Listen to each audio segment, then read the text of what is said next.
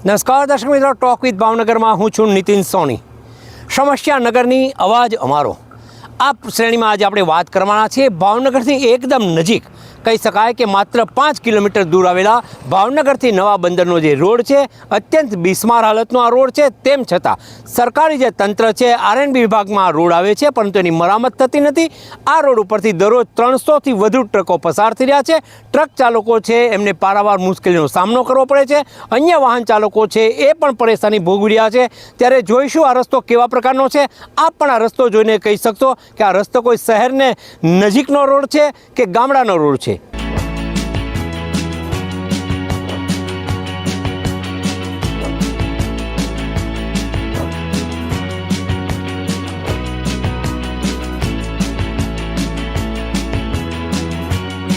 આમ તો રાજ્ય સરકાર દાવા કરતી હોય છે કે તમામ રસ્તાઓ છે એને ટનાટન બનાવવામાં આવશે, પરંતુ આપણે આવી પહોંચ્યા છીએ ભાવનગરથી એકદમ નજીકનો આ વિસ્તાર છે।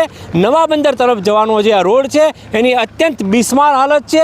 માત્ર થોડો જે એરિયા છે એકદમ ખરાબ છે, પરંતુ કહી શકાય કે આ જે વિભાગ છે એ આરએનબી વિભાગમાં આવતો હોય છે, પરંતુ સરકારી જે તંત્ર છે એમના પેટનું પાણી હલતું નથી। આ જે રોડ છે એ રિપેર થતો નથી।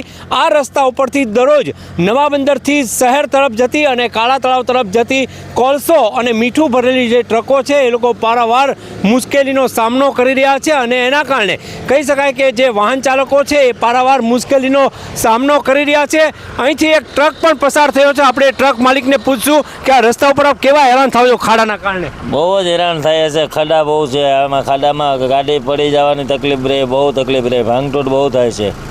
નુકસાની કેવી થાય છે? ટ્રક બહુ જ ટ્રકમાં નુકસાની થાય છે, એની વાત કરવામાં બહુ મોટા મોટા ખાડા છે, કમાન પાટા તૂટે, ટાયર ફૂટે, બહુ નુકસાની થાય કેટલા છે। સમયથી આ ખાડા છે? આ તો બહુ જાજો સમય થઈ ગયો, લગભગ કમસે કમ નહીં હોય તો 5-6 મહિના જેવું થઈ ગયું।